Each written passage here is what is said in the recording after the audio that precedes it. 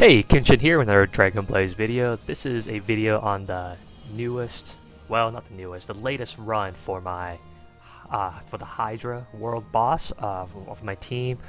So here's my team composition here. I usually play an archer for Hydra just because you have 4 different targets that you can deal damage to for maximum points, and so that's the reason I'm picking the archer as my second ally versus the warrior, while trying to score as high as possible on the Hydra. Again, I'm using Trigger, Draco Bloodwind, these two as my DPS, since I do have really, well, I have the best gear relative to my team specifically, in terms of the archer gears. So makes sense to use all my archer characters, and it just so happens that Draco Bloodwind is a really good character for Hydra, since his single attack hits everybody on the map. And then Trigger here has a passive that buffs everybody's critical damage to the top. All that to say, I'm going to use Fire Support, which increases 50% of the base attack for all my DPS positions, and then I'm gonna use the 2, what do you call it? Where are they? I always have trouble finding them. 2 helpers, support helpers, each with Omega and Iota Dragon Buster for damage boost, and as well as invulnerability for 9 seconds. All that to say, I've already tried this 4 times already, and I've beaten my previous score, as you can see. Last week. 2,082,000,000. I don't forget the rest of the points, but I'm at 2.2 billion as my highest this time around, and this really has really helped my party, or helped my score with this party. So without further ado, here we go.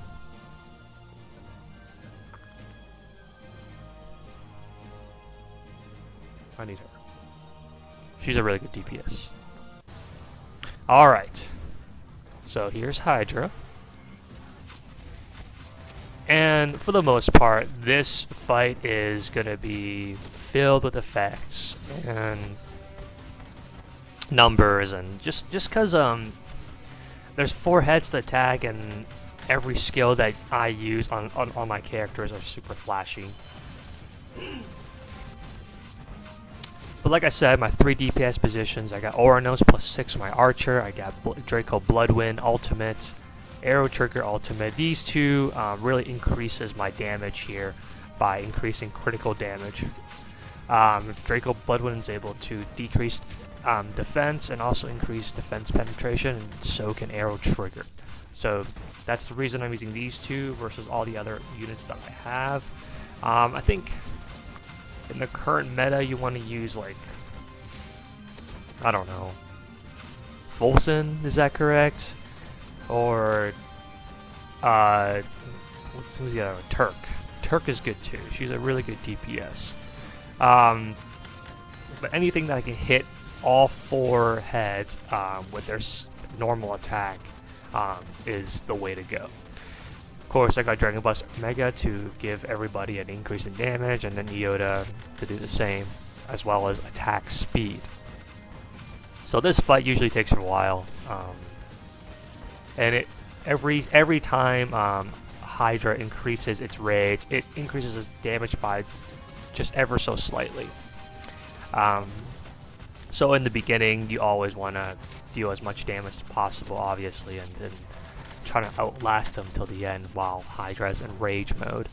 I chose Buster Pluto on Stormbear for this team versus, having a Draco Blackaria as a heal. Just because Pluto is able to decrease buffs. Of course, that's only for a single head, but if you keep doing it, you can decrease buffs, and that helps with the defense buffs that it gives itself. It doesn't disable the rage, obviously, that Hydra gives itself from time to time, so that doesn't help. But also decreases 12% damage for the whole party as well, so you're able to last just a little longer, in my opinion. when facing Hydra. I've tried using Draco Blackaria before instead of using a tank, and it's worked out.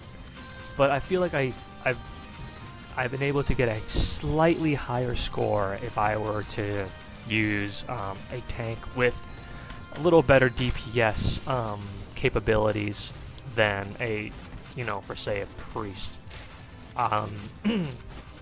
The best tank right now is currently Stormbear, and then of course Pluto is a good tank buster. So with the tank, if you don't have an additional DPS team, I would definitely a DPS unit like me that I would use. I mean, I could use a Draco Bright Spark, but the rest of my team would just die real quick. My main DPS comes from Oranos, so might as well keep them alive as much as possible while doing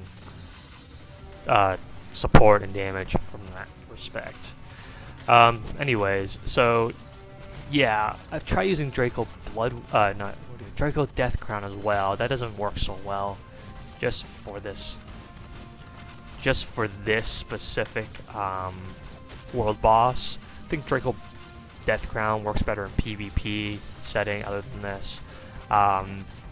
Stormbear definitely gives you this protective effects, and also with its buster it really accentuates the damage while you're in the buster.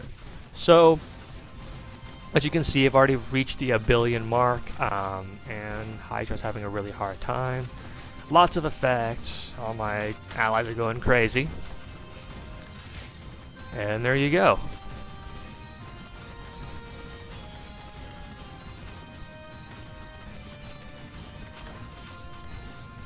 What I have tried in the past is just making pure DPS team. I've also included Chimella in there. I mean, she doesn't do much damage, as you see my previous videos.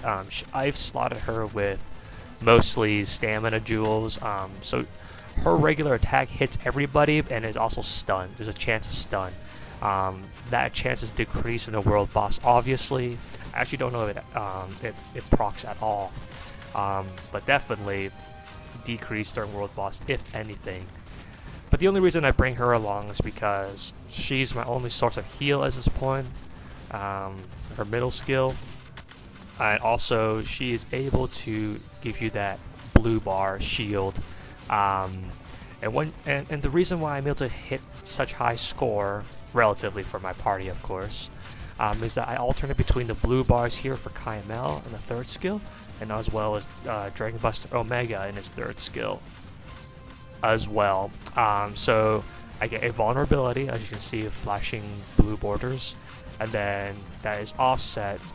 When that's off, I offset that with the barrier shield when that's on cooldown. So you kind of alternate between the two, kind of take a couple hits from Kymel, and then you kind of wait for Dragon Buster Omega to reset its cooldown, so that you can have the invulnerability, not of 9 seconds, to keep your damage up, obviously. This has worked pretty well, and it's gotten my team pretty far. I think ideally you want to replace Kymel with maybe Teal the Justice Awakened form, and later Helios when the Titan form comes out, Titan Paladin comes out, which I am saving for as well. Oh, here we go. So this is where shit goes down. When I hit about 2 billion, this is where people start dying. My Omega died, obviously, and oh my Falcon's keeping everybody alive, but he's dead now, so he's gone. Kymel's still alive.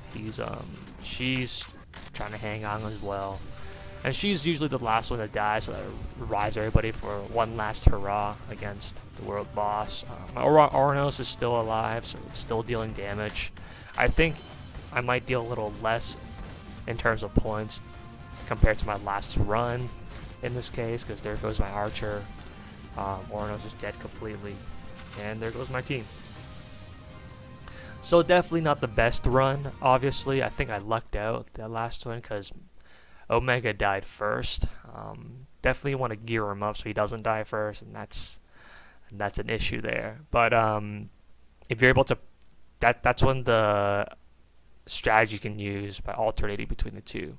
So apparently arrow trigger does the most damage. I don't know if this is a glitch. I put the key on my regular character, main character archer. So I don't know what that means. I think this is supposed to be my main character and arrow being the second, but I don't know. We'll see. Because I'm pretty sure arrow trigger doesn't outdamage my main character with a Ornos key just by herself. That's just my thought. So I don't know if that's the case or not. But that's my run.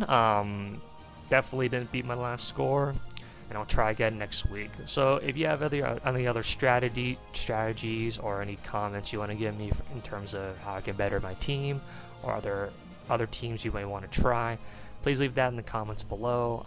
If you liked my video, please press the like button and press subscribe if you like to see other videos similar to this one and all other Dragon Blaze videos. Thanks guys, keep it up, keep it under 20%, and keep trying. I'll see you guys later.